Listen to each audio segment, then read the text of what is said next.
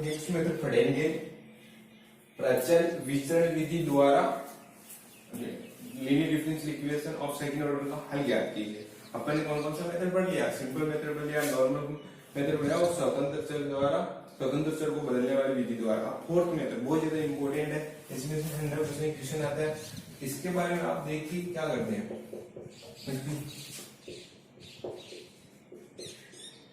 प्राचल विचरण विधि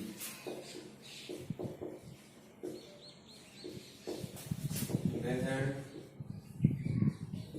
of variation parameter, ठीक है, variation parameter of variation parameter.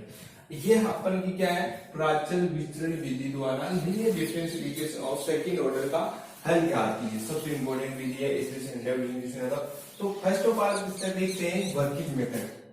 Working method यानी क्रिया विधि, वर्किंग मेथड, ठीक है। एक बार इसका वर्किंग मेथड देख लेते हैं, उसके बाद इस पे क्वेश्चन करेंगे। तो फर्स्ट ऑफ ऑल जो जितनी विधियां हैं, जितनी मेथड है इस चैप्टर में या जो भी यूनिट में, इसमें फर्स्ट ऑफ ऑल क्या होना चाहिए? d2y/dx स्क्वायर को कोफिशिएंट 1 होना चाहिए। तो फर्स्ट ऑफ ऑल जो अपना फर्स्ट स्टेप है, ठीक है, स्टेप फर्स्ट है, बोलते हैं जो दी गई समीकरण में d2y/dx स्क्वायर का गुणांक 1 होना चाहिए, या अपन क्या करेंगे? बनाएंगे, ठीक है। अगर है तो ठीक है, अदरवाइज अपन उसको बनाएंगे, यानी इस फॉर्म में लेकर आएंगे। किस फॉर्म में? d2y/dx square plus p/dx plus qy equal to r। ये अपनी क्या है? Standard form of a linear differential equation of second order, ठीक है। ये अपनी क्या? समीकरण नंबर 1 है। इस रूप में लेके आ जाएंगे इसको। इसके बाद सेकंड स्टेप नंबर 2, जो समीकरण नंबर 1 में r बराबर 0 लेते हुए पूर्व फलन ज्ञात करेंगे। कैसे? जैसे देखिए d2y/, ये अपने पास इक्वेशन है, d2y/dx square plus p/dx plus qy equal to 0। अब हम यहाँ r इक्वल टू अपन क्या कर देंगे? 0 पुट अप कर देंगे और इसका CF निकालेंगे। तो मान लेते हैं इसकी समीकरण नंबर 2 है ना, इसका जो पूरक फलन है क्या आएगा? पूरक फलन CF क्या आएगा? C1u1 C1 C2v, ठीक है। इसको अपन ये क्या है? C1 और C2 क्या आर्बिट्ररी कांस्टेंट, ठीक है। और u और v, u तथा v अक्ष के फलन है, ठीक है। यहां तक ये समझ में आ गया। अब वो क्या करना है? क्योंकि क्या हो जाएगा? y इक्वल टू क्या हो जाएगा? C1u C2v, ठीक है। ये अपना यहां तक का मतलब हो गया पूरक फलन, सेकंड स्टेप। तो ये अपना थर्ड स्टेप क्या है? लेकिन इसका जो मेथड है बहुत इंपॉर्टेंट है। स्टेप नंबर 3 है। स्टेप नंबर 3 क्या है हमारे पास? स्टेप नंबर 3 है जो समीकरण नंबर जो ये पूरक फलन है ना अपने पास, इसको अपन क्या करेंगे? इसका व्यापक हल करेंगे। तो समीकरण नंबर 1 का व्यापक है, इसको क्या करेंगे? अपन मान लेते हैं। माना कि व्यापक हल क्या है? व्यापक हल कैसे होता है? कांस्टेंट की जगह क्या होता है? अपनी संवेदन राशि रख सकते हैं। क्या आएगा? ए यू प्लस बी,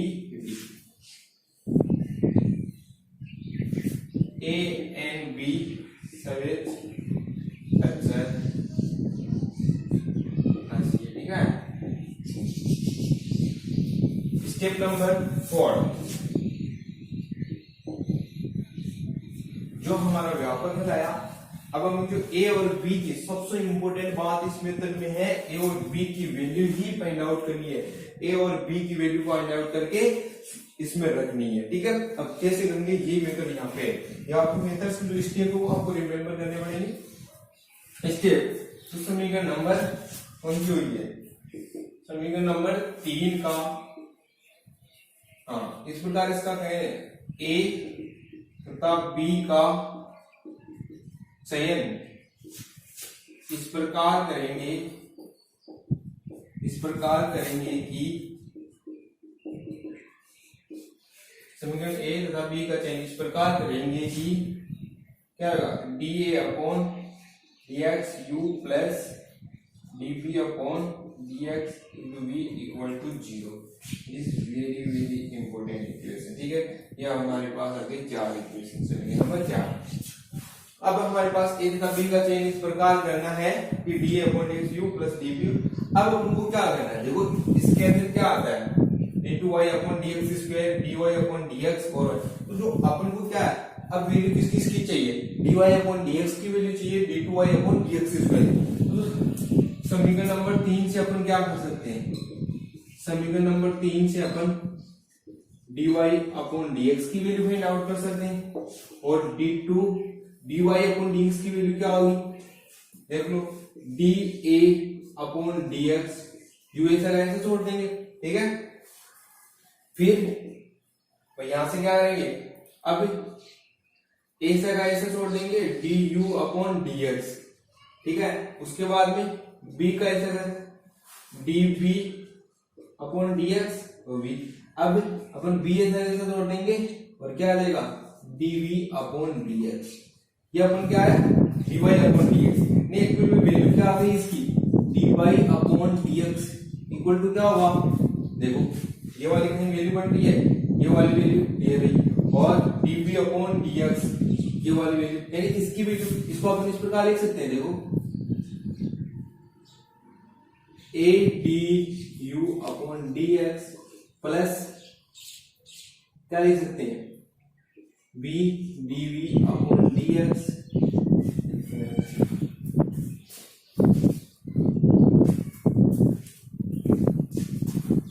और देखो डायरेक्टली ऐसा कर लो, यही बता देता हूँ कि होगा क्या, ये वाली वैल्यू प्लस में है और ये वाली प्लस में है, ठीक है। इन दोनों को जिसे आएगा तो ये वैल्यू बच गई इधर, अब इस वैल्यू की अपन वैल्यू क्या रख सकते हैं 0, तो इसको तो dy अपॉन dx की वैल्यू क्या आ गई अपने पास, समीकरण नंबर 5, नहीं समीकरण नंबर 5 आ गई अपन के पास। अब क्या निकालना है d2y अपॉन dx स्क्वायर, तो देखो d2y अपॉन dx स्क्वायर, ठीक है। तो देखो कैसे निकालेंगे, वही वापस करेंगे dA अपॉन dx, ठीक है, u इंटू d के तरीके से du अपॉन dx, ठीक है। और अब क्या करेंगे, एक को छोड़ देंगे d2u अपॉन dx स्क्वायर, फिर जो हो गया। अब अपन क्या करेंगे इतना dB upon dx plus dB upon dx ऐसा का ऐसा रख देगा, प्लस क्या होगा dB हो गया। अब क्या होगा b ऐसा का ऐसा छोड़ देंगे तो d2b अपॉन dx स्क्वायर, ये हमारे पास समीकरण आ गई 6, ठीक है। अब अपन को करना क्या एक्चुअल में, यानी अपन को a और b की वैल्यू चाहिए, तो जो ये हमारे पास क्या है समीकरण नंबर 5 ने डी बाई डी एक्स, समीकरण नंबर 4 और 6 से, ठीक है। ये वैल्यू अपन क्या करेंगे, ये जो इक्वेशन दी गई है, जो गिवन होगी अपन को इक्वेशन, उसमें ये वैल्यू रख देंगे। तो अपन क्या करेंगे, लास्ट स्टेप नंबर 5 है ना, 4 हो गया, समीकरण नंबर 4 व 5 से समीकरण, या तो ये पहले लिखेंगे, इसमें पहले step number d2y upon dx square और dy अपॉन dx का मान समीकरण नंबर एक में रखकर अभिष्ट हल प्राप्त करेंगे। ठीक है, अभिष्ट हल मतलब देखो ये मेथड है अभिष्ट हल प्राप्त करें, यानी ए और बी की वैल्यू। ठीक है, ये मैंने मेथड बता दें। हाँ, ए और बी की वैल्यू। अब हमारे पास क्या है, वो अपन ने जो व्यापक हल माना ना, यहाँ पे ए की वैल्यू चाहिए और बी की वैल्यू चाहिए। वो कैसे फाइंड आउट करना, ये एक बार नॉर्मली आपको मैंने ये मेथड बता दिया, इसमें नोट्स में भेज दूंगा ये। लेकिन आपको करना है क्या, फर्स्ट ऑफ ऑल क्या करना है, d2y/dx² का कोफिशिएंट क्या होना चाहिए, 1 होना चाहिए। उसके बाद में क्या होना चाहिए, समीकरण नंबर 1 में r बराबर 0 है, उसका लेते हुए पूरक फलन है, कॉम्प्लीमेंट्री फंक्शन निकालना है, निकाल सकते हैं। ये अपन के CF निकाल लिया। उसके बाद अपन को मानना है कि C1 की जगह क्या करना है, अपन को A रखना है, C2 की जगह आपको B रखना है। ये अपन ने मान लिया कि A और B क्या है, यहाँ पे सहज अचर राशि है। स्टेप में A तथा B का चयन इस प्रकार करना है कि अपन को ये वैल्यू प्राप्त हो जाए। उसके बाद ध्यान से जो समीकरण नंबर 3 है, वहां से अपन को dy/dx की वैल्यू फाइंड आउट करनी है, d2y/dx² की वैल्यू फाइंड आउट करनी है। वहां से उस समीकरण को रखेंगे इस समीकरण नंबर 1 में, वहां से अपन को एक इक्वेशन प्राप्त होगी। उन दोनों में से इन इक्वेशंस का यूज करके अपन को a तथा b की वैल्यू प्राप्त करनी है, और a और b की वैल्यू अपन क्या करेंगे, समीकरण नंबर 3 में रख देंगे। ये हमारा सॉल्यूशन हो जाएगा। इस प्रकार आपको क्या करना है, क्वेश्चंस को करना है। ठीक है,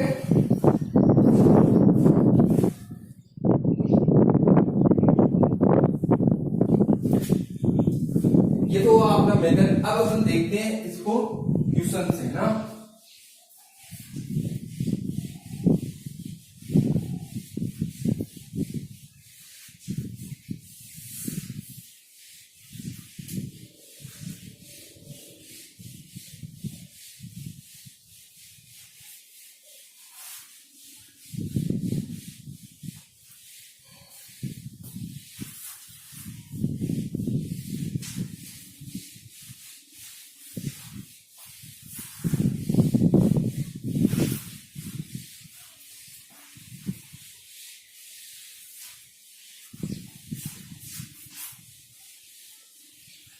क्वेश्चन कैसा आएगा, प्राचल विचरण विधि द्वारा हल ज्ञात कीजिए।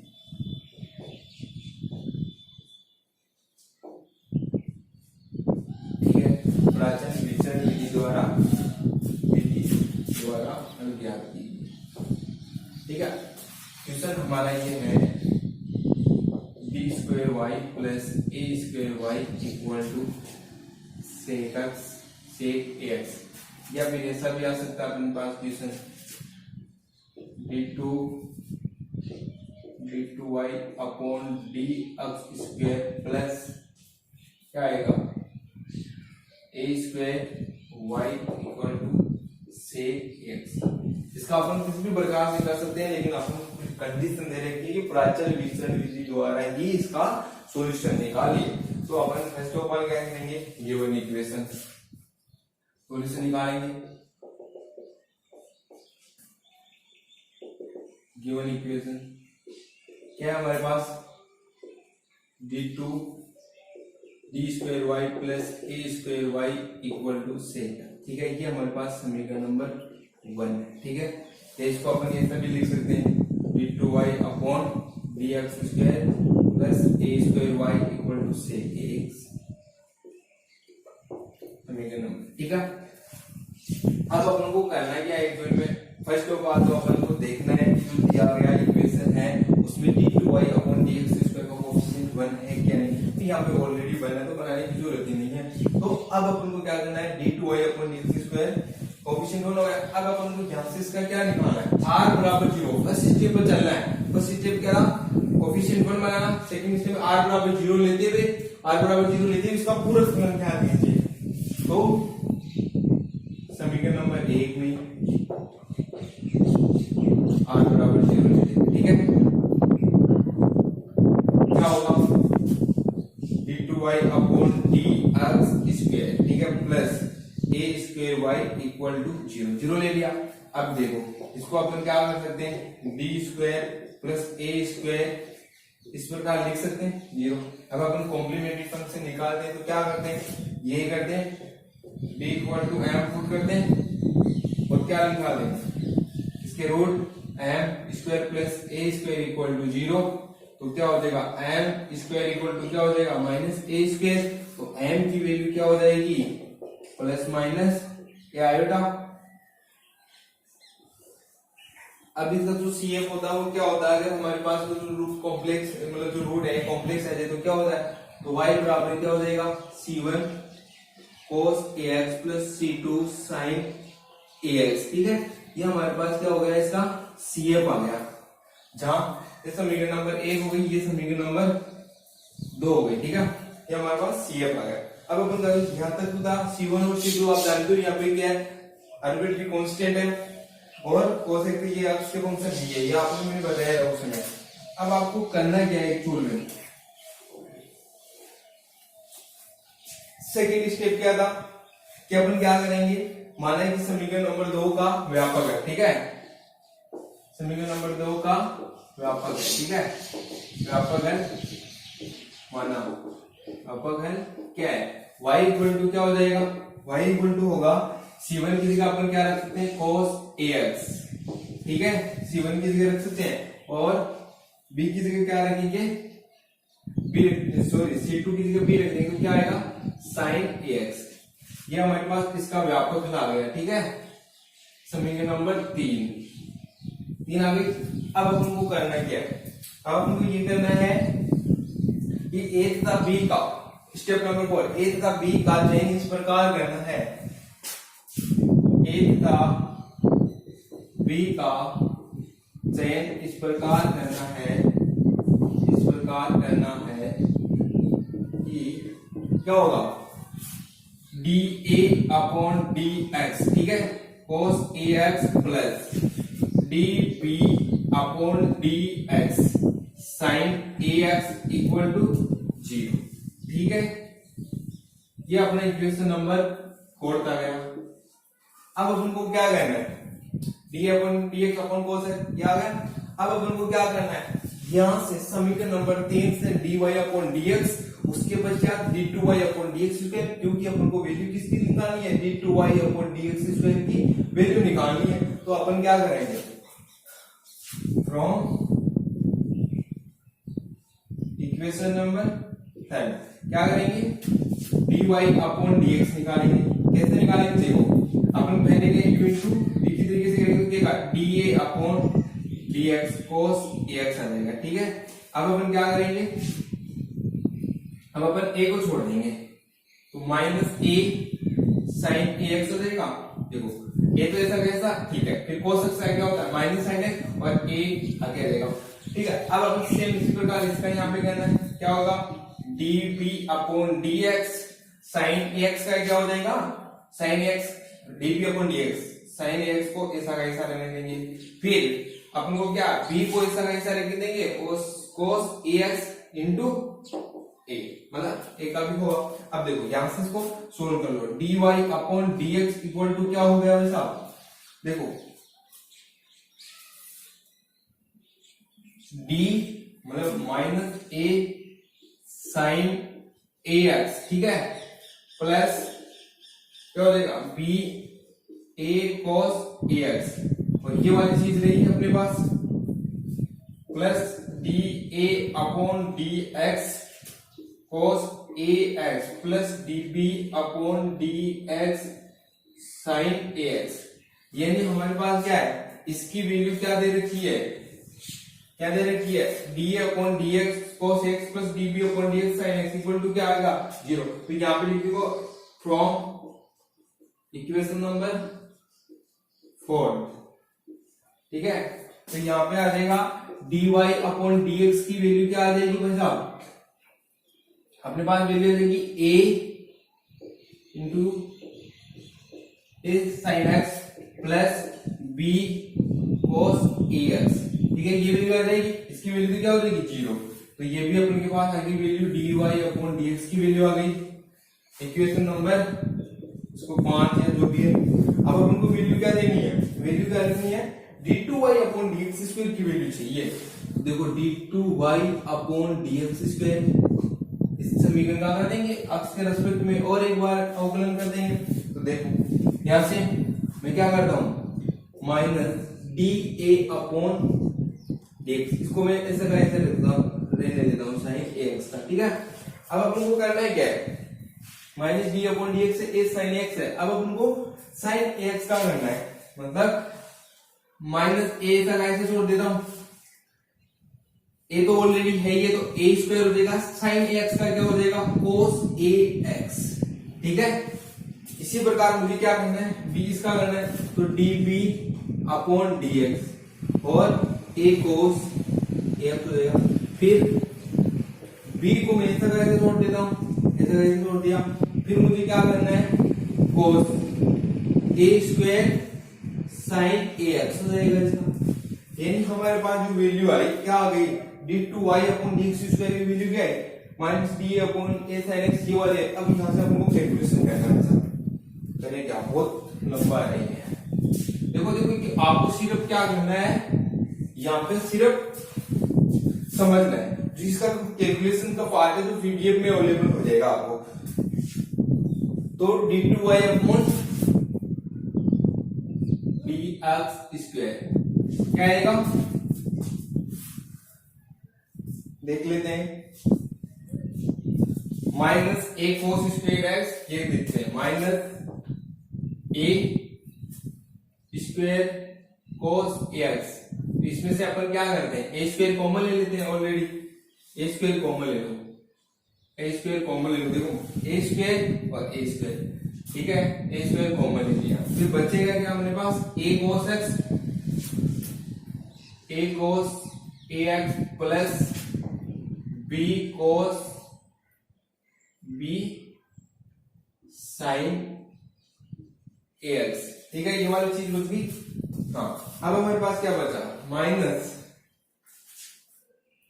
Minus minus D A upon D X A sine A X और DB upon D X A cos A X, ये हमारे पास इक्वेशन आएगी d2y। अब देखो इसकी जगह अपन क्या रख सकते हैं, मतलब क्या रख सकते हैं, a cos ax plus b sin ax। देखो a cos ax plus b sin ax, इसकी जगह मैं क्या रख सकता हूँ, पूरी की जगह y रख सकता हूँ, तो मैं ये y लिख दिया, ठीक है। अब हमारे पास वैल्यू क्या बची, इसको थोड़ा, यानी d2y की वैल्यू आ गई अपने पास, d2y अपॉन dx स्क्वायर की वैल्यू आ गई minus a square y minus D A upon D X A sine A X plus D B upon D X A cos X. ये इंपॉर्टेंट इक्वेशन आ गई अपने पास d2y। अब ये कौन सी इक्वेशन है, समीकरण नंबर 6, ठीक है ना। अब यहाँ पे आपको ध्यान देने की बात है, अब अपन को मिटाना तो पड़ेगा, कौन कौन सी इक्वेशन चाहिए क्या वो अपन देखेंगे। अपन को d2y ये वैल्यू कहां रखनी है, ये वैल्यू अपन को समीकरण नंबर 1 में रखनी है, ठीक है। समीकरण नंबर 1 में रखेंगे, उसके पश्चात देखते हैं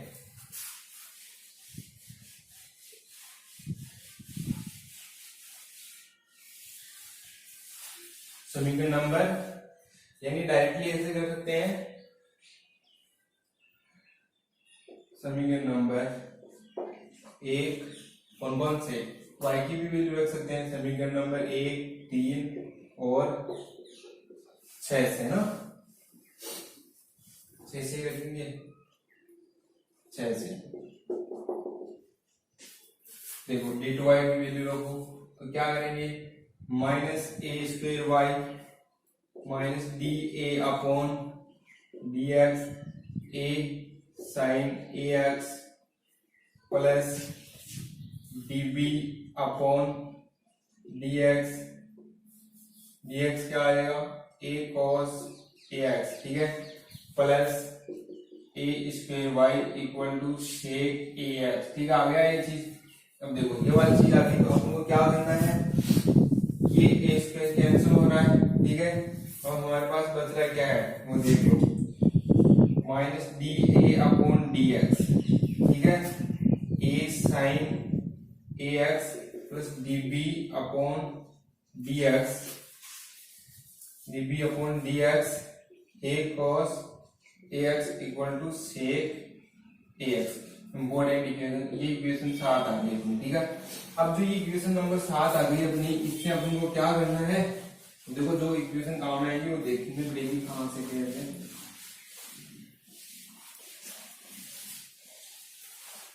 ये अपन के पास आ गई इक्वेशन नंबर। अब यहाँ पे मेन जो अपना उद्देश्य था, वो उद्देश्य क्या था, ये उद्देश्य था कि अपन को ए तथा बी की वैल्यू निकालनी है और बी की वैल्यू कैसे फाइंड आउट करेंगे।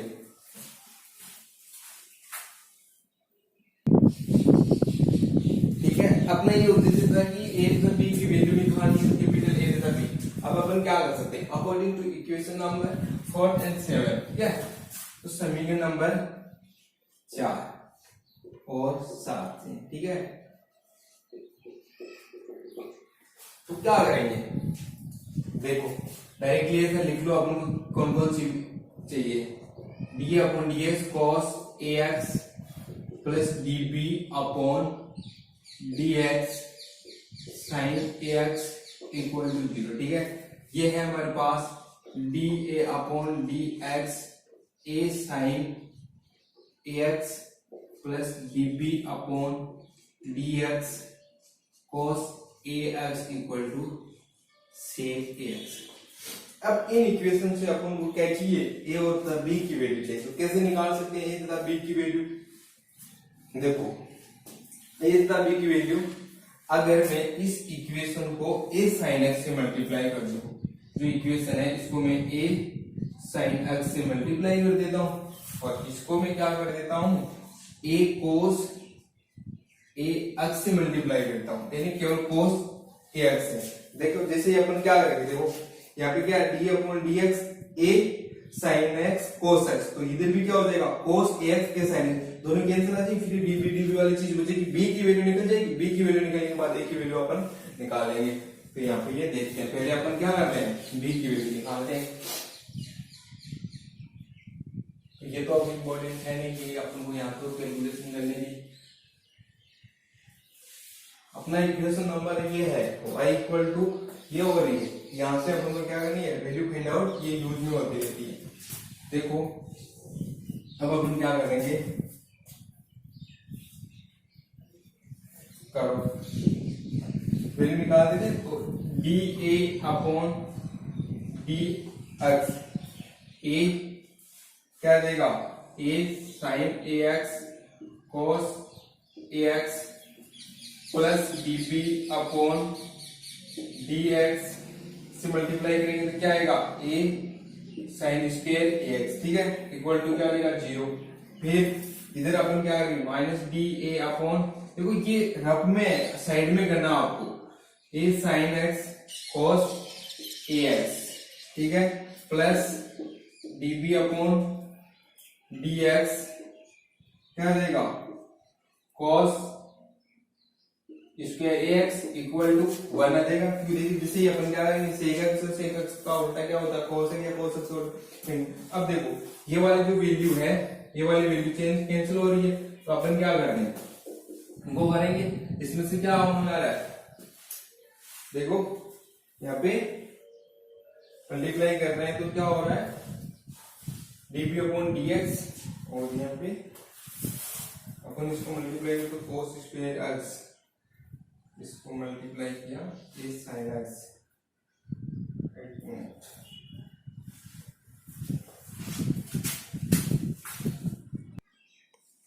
ठीक है। तो देखो अपने यहाँ पे मिस्टेक की है थोड़ा सा, जो ये ए की वैल्यू ना, यहाँ पे क्या होगा, ए कोस ए एक्स, ठीक है, ये अपन ए से होगा।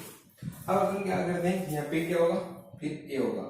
अब देखो इन दोनों से जोड़ेंगे तो क्या आएगा, D B upon D X A sine square A X plus D B upon D X A cos square A X equal to 1, दोनों जोड़ देंगे, इसमें से कॉमन क्या क्या आ रहा है, A D B upon D X common आ रहा है, लिख दो sine square A X plus cos square A X equal to 1, इसकी वैल्यू क्या हो जाएगी, 1 हो जाएगी, 1 हो जाएगी। ये हमारे पास क्या वैल्यू आ जाएगी, 1 होने के बाद ये ए तो इधर बच रहा है और ए इधर आ जाएगा, यानी अपनी dB अपॉन dx की वैल्यू क्या आ गई, 1 अपॉन ए। अब 1 अपॉन ए आ गई तो यहां से अपन क्या कर सकते हैं, dB की वैल्यू निकाल सकते हैं, क्या आएगी 1 अपॉन ए डॉट dx। अब अपन क्या करें, बोथ साइड इंटीग्रेशन करेंगे तो b की वैल्यू क्या आ जाएगी भाई साहब, b की वैल्यू आ जाएगी x अपॉन ये देखो केवल, या कुछ भी कॉन्स्टेंट लो, क्योंकि अपन ने c1 इसलिए नहीं ले रहे हैं, c1 ऑलरेडी ले रखे तो कंफ्यूज हो जाएंगे c1 क्या है। तो अपने पास जो b की वैल्यू आ गई हमारे पास क्या, x अपॉन a प्लस केवल, ठीक है। अब अपन को वैल्यू किसकी चाहिए, वैल्यू चाहिए अपन को a की, तो a की वैल्यू के लिए अपन को क्या करना होगा, भाई ऐसे सोचे कि a की वैल्यू निकल जाए, तो a की वैल्यू देखो यहां से अपन क्या करें, यहां पे b की वैल्यू तो पूरा क्या a में कन्वर्ट हो जाएगा, ठीक है।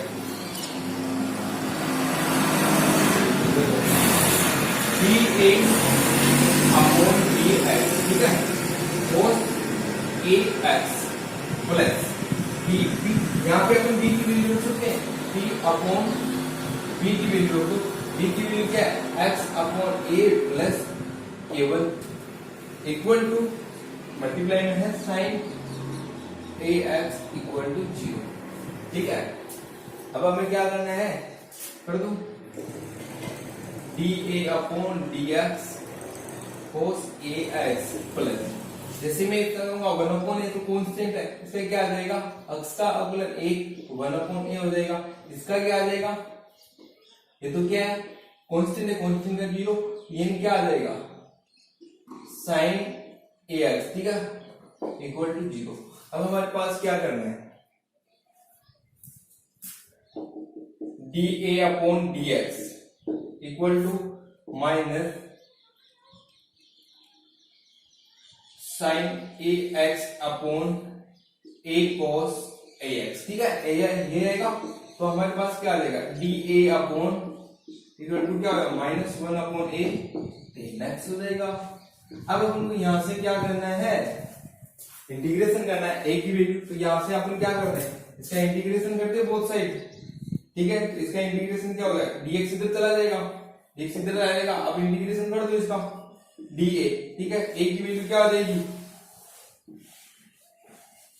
dA की वैल्यू क्या आ जाएगी, ये तो ऐसा का ऐसा, तो tan x का अपन ले दे माइनस 1 अपॉन a, तो क्या कांस्टेंट, फिर tan x का माइनस log क्या हो जाएगा, माइनस log tan x हो जाएगा, क्या हो जाएगा, tan x होगा या cos x होगा, cos x होना चाहिए, प्लस k2। अभी हमारे पास क्या आ गई, a एंड b की वैल्यू आ गई अपने पास, a एंड b की वैल्यू आ गई, अभी हमारे पास क्या आना चाहिए,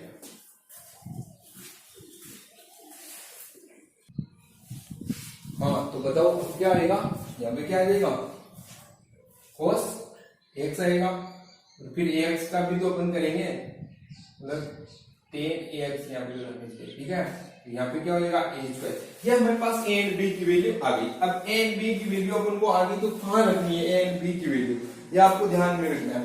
a एंड b की वैल्यू जो अपना जो अपन ने माना था ना, इसका व्यापक है, व्यापक ये माना था, इक्वेशन नंबर था, इसमें a एंड b की वैल्यू रख दो, तो ये अपना क्या हो जाएगा, कंप्लीट सॉल्यूशन, ठीक है।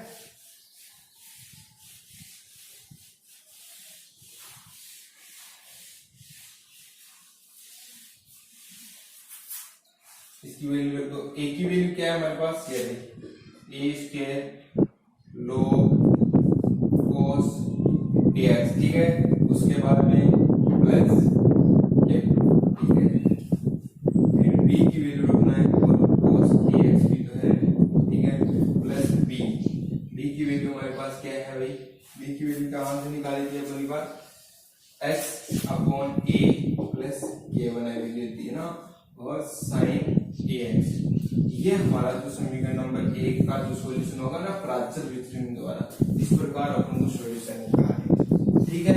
ये इतना मतलब आपको फर्स्ट ऑफ ऑल क्या करना है, स्टेप रिमेंबर रखना है कि फर्स्ट ऑफ ऑल क्या करना है, ज्यादा से ज्यादा कुछ नहीं कि वहां पे उसका सीएफ निकालना है, किसी भी मेथड से निकाल लो सीएफ, आपको कॉम्प्लीमेंट्री फंक्शन से आ रहा है या सामान्य है, स्वतंत्र से या सिंपल मेथड, किसी भी प्रकार से आप क्या कर सकते हो, कॉम्प्लीमेंट्री फंक्शन निकाल सकते हो। उसके पश्चात आपको क्या है, C1 और C2 ना, उसकी जगह आपको क्या करना है, कांस्टेंट मान है a तथा b, उसके बाद आपको क्या करना है, a तथा b को इस प्रकार चूज करना है कि इक्वल टू 0 हो जाए। उसके बाद आपको d2y upon dx2 dy upon x की वैल्यू बाहर नहीं है समीकरण नंबर 1 में, और उसको वैल्यू वहां से किसी भी करके a और b को एलिमिनेट करके मतलब a और b की वैल्यू निकालनी है वहां से समीकरण नंबर 4 जो भी इक्वेशन बन रहा है आपका, उसके बाद जो a और b की वैल्यू आपको निकालनी है नंबर 3 में यानी व्यापक हल में। इस प्रकार आपको करना है। एक आधा क्वेश्चन में और करवाता हूं आपको, मतलब एक क्वेश्चन को डिस्कस कर लेता हूं और आपको प्रैक्टिस कर देगा, ठीक है।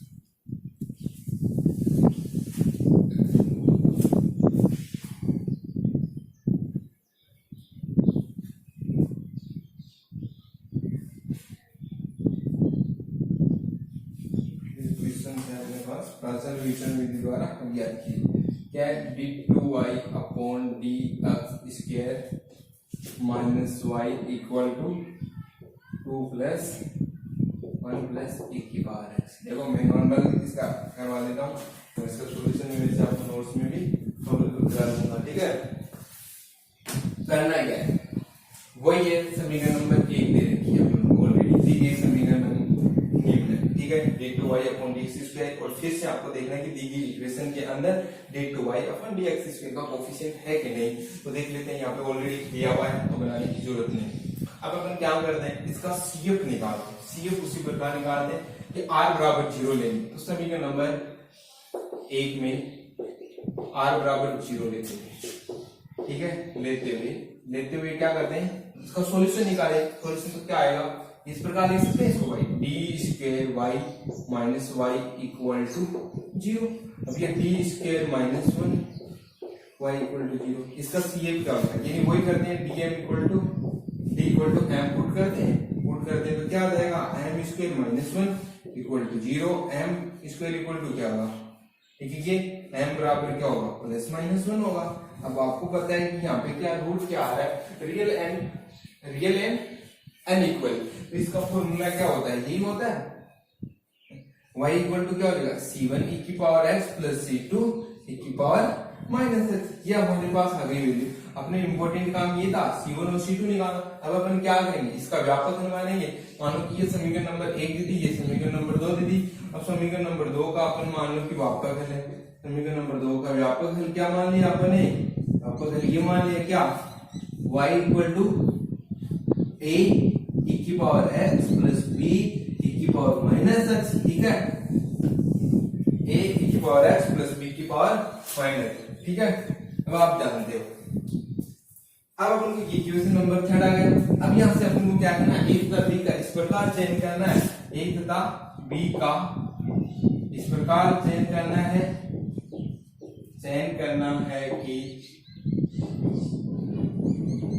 कैसे करोगे, क्या आएगा, a d upon dx e की power x plus db upon dx e की power minus x equal to 0। ये इंपॉर्टेंट चीज आ गई अपने पास इक्वेशन नंबर 4। अब अपन को क्या करना है, यहाँ से जो समीकरण नंबर 3 है वहां से dy अपॉन dx की वैल्यू निकालनी है। dx y अपॉन dx की वैल्यू कैसे निकालोगे, पहले मैं क्या करता हूँ, e की पावर x से कैसे जोड़ देता हूँ और d अपॉन dx कर दिया। इसके बाद में e की पावर x का कर देता हूँ, e की पावर x हो गया। फिर मैं dp अपॉन dx e की पावर माइनस x। अब मैं क्या करता हूँ, e की पावर माइनस x कर देता हूँ और b को ऐसे जोड़ देता हूँ, यानी हमारे जो dy अपॉन dx की वैल्यू क्या हो जाएगी, क्या आएगी, देख लो, a e की power x minus b e की पावर x बचा क्या, dA अपॉन dx e की power x plus dB upon dx e की पावर माइनस x। इसकी वैल्यू अपन यहाँ से वैल्यू निकाल सकते हैं, 0 है, तो dy अपॉन dx की वैल्यू क्या हो गई हमारे पास a e की पावर x माइनस e की पावर प्लस x, ये हमारे पास dy अपॉन dx की वैल्यू हो गई। अब अपन को करना क्या है, अपन को d2y अपॉन dx स्क्वायर निकालना है। तो देखते हैं d2y अपॉन dx स्क्वायर, यानी अपन क्या करते हैं, इसका एक बार डिफरेंशिएशन कर देते हैं। तो देखो e की पावर x का ऐसा, ये ऐसा का ऐसा, ठीक है, और एक को छोड़िए। अब अपन को क्या करना है, e की पावर ऐसा का ऐसा dA अपॉन dx, ठीक है, इसका होगा u इंटू v की तरीके से माइनस dp अपॉन dx, ठीक है, e की पावर माइनस x। अब मैं क्या कर सकता हूं, मुझे क्या करना है, माइनस e की पावर x और b, ठीक है। अब अपन क्या कर रहे हैं, g2y अपॉन dx स्क्वायर हो गया, ये हो गया e की पावर x प्लस b की पावर माइनस x होगा, माइनस x, फिर क्या हो जाएगा dA अपॉन dx e की power x minus dB upon dx e की पावर माइनस x, ये वाली वैल्यू आ गई। अब देखो ये वाली जो वैल्यू है, क्या है ये वैल्यू, कहां दी, a e की power x plus b into e की पावर माइनस, तो ये क्या होगी, y होगी। तो अपन क्या कर सकते हैं, d2y upon dx square equal to क्या, y इक्वल y लिख सकते हैं इसको मैं क्या लिख सकता हूँ, dA अपॉन dx e की power x minus dB upon dx e की पावर माइनस x, ठीक है, ये वैल्यू आ गई। ये वैल्यू अपन को कहां रखनी है, समीकरण नंबर 1 में रखनी है। तो रखो,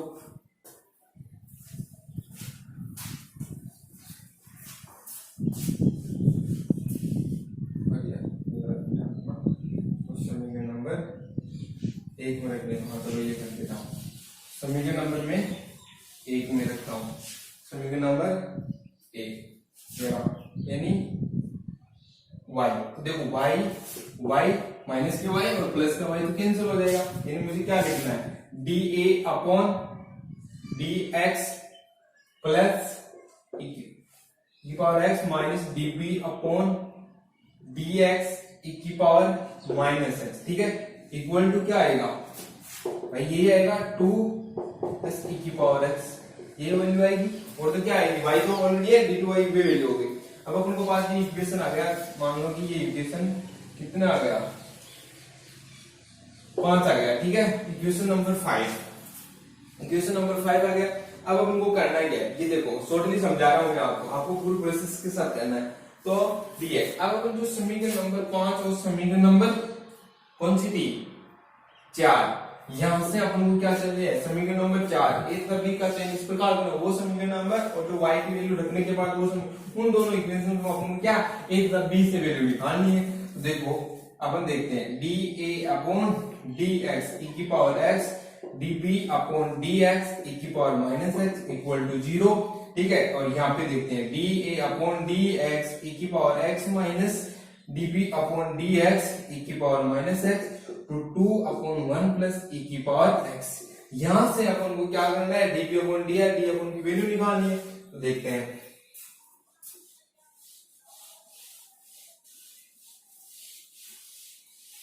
ठीक है।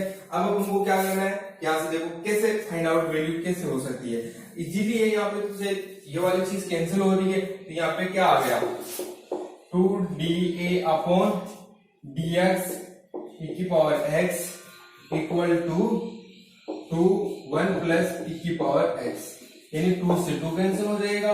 और यहाँ पे क्या होगा, dA upon dx equal to 1 upon e की पावर x 1 प्लस e की पावर x। इसको मैं क्या लिख सकता हूँ, e की power minus x 1 plus e की पावर x लिख सकता हूँ। और ठीक है, अब अपन को इंटीग्रेशन करना है, तो dA इक्वल टू क्या हो जाएगा, e की power minus x 1 plus e की पावर x, और इधर क्या है dx। अब हमको क्या करना है, बहुत से इंटीग्रेशन करना है। इंटीग्रेशन कैसे करेंगे, बस बात यही थी, ये इंटीग्रेशन आपको करना है कि मैं हिंट दे देता हूं आपको कैसे करना है इसको।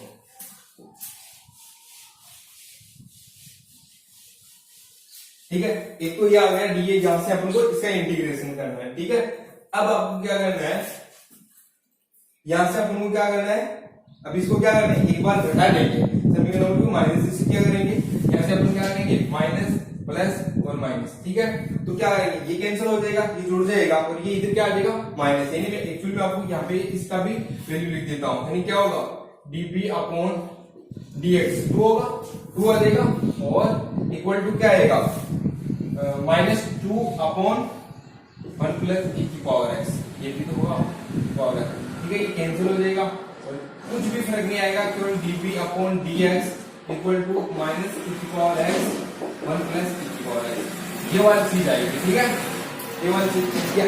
अब इनका इंटीग्रेशन कैसे करना है, ठीक है, यहाँ से a की वैल्यू निकालनी है, एक्चुअल में जैसे a की वैल्यू तो क्या होती है, यहाँ से इंटीग्रेशन करने के बाद log 1 प्लस e की पावर x अपॉन e की पावर x माइनस e की पावर x, k1 की वैल्यू ये हो जाएगी, e की वैल्यू हो जाएगी ये।